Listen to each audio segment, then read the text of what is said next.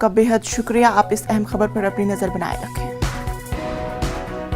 आज राज्यसभा की 16 सीटों के लिए हरियाणा, राजस्थान, महाराष्ट्र और कर्नाटक में इंतखाबात का अमल शुरू हो गया है।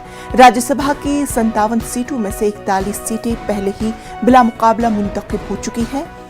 हॉर्स ट्रेडिंग की वजह से कांग्रेस और बीजेपी ने अपने एमएलएज को होटलों और रेस्टोरेंट्स में रखा हुआ है। इन इंतखाबात में जिन उम्मीदवारों को इंतखाबी किस्मत का फैसला होगा उनमें मरकजी वज़रा निर्मला सीतारमण और पीयूष गोयल, कांग्रेस के रणदीप सुरजेवाला, जयराम रमेश और मुकुल वासनिक और शिवसेना लीडर संजय रावत शामिल हैं। इन तमाम लीडरों को बगैर किसी परेशानी के जीतने की उम्मीद है। Makanji will win with more than required number of votes and with number of votes more than our strength. Yeah, see, we need to ensure this election is very scientific election. You should ensure that no vote goes waste.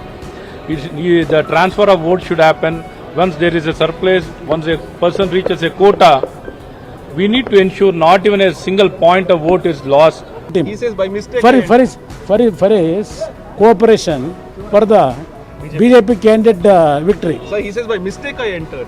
Yeah, is it actually anybody? If he tells like that, anybody agreed for that? He is a general secretary of BJP. How we enter Congress office? तो वो हम JDS MLAs के ऊपर छोड़े हैं, हाँ, कि आप ये आत्मसाक्षी वोट आप सोच करके सेकुलर पार्टी, क्योंकि आज के दिन मंसूर अली खान जो हमारे रहमान खान उनके बेटे हैं और पार्टी वर्कर है, वो हमारे कैंडिडेट है, तो सेकुलर वोट्स को, सेकुलर जो हमारा सेकुलरिज्म है उसके लिए वोट करने के लिए हम उनको बोले हैं। देखिए, हमारी पार्टी ने महाविकास आघाड़ी को मदद करने का फैसला इसलिए लिया कि हमने ये सोचा कि अगर हमारे 2 वोट के ज़रिए अगर हम लाखों लोगों का फ़ायदा पहुंचा सकते हैं तो हमने महाविकास आघाड़ी, जिसके अंदर शिवसेना, कांग्रेस और राष्ट्रवादी कांग्रेस की सरकार महाराष्ट्र के अंदर है, उन्हें वोट देने का फैसला लिया है।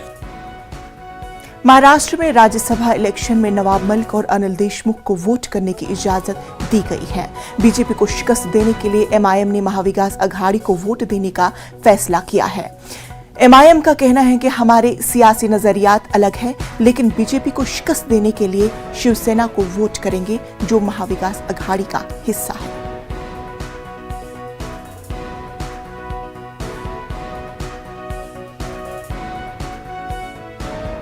आज जुमा है और कानपुर में सख्त सिक्योरिटी इंतजाम किए गए हैं, जहां जानिब से अमन की अपील की जा रही है। शहर काजी कानपुर हाफिज खुदूस ने वीडियो पैगाम जारी करके आवाम से अमन अमान बरकरार रखने की अपील की है।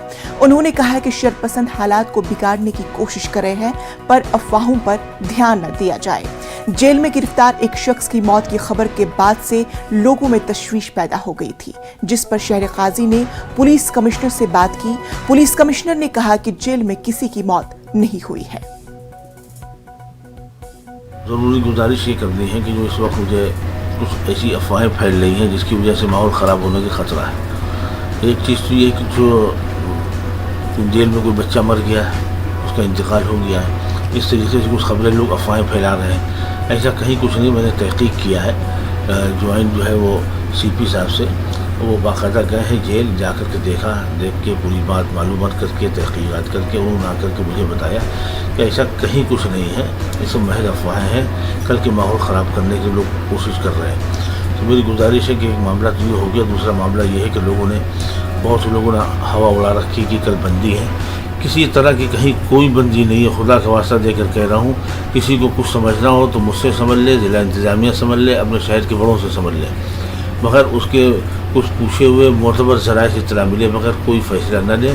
सिर्फ आप चैन से रहिए, आफियत के साथ रहिए, इज़्ज़त के साथ रहिए, कहीं कोई मामला नहीं किसी तरह का। जिस तरीके से अफवाहों का बाजार गर्म है, ये सारी अफवाहें बेबुनियाद हैं, हकीकत से इसका कोई ताल्लुक़ नहीं। अभी जल्द ही 2 बच्चों के मौत की खबर सुनी, तो ये भी एक अफवाह है।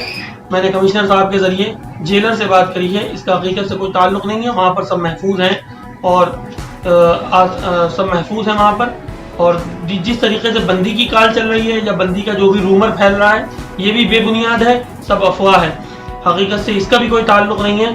اور جو بھی افواہ پھیلا رہا ہے یا جس طریقے سے جو بھی افواہوں کا بازار گرم کرنے کی کوشش کر رہا ہے تو وہ سترک رہے, نہیں پرشاسن اس پر سخت کارروائی کرے گا.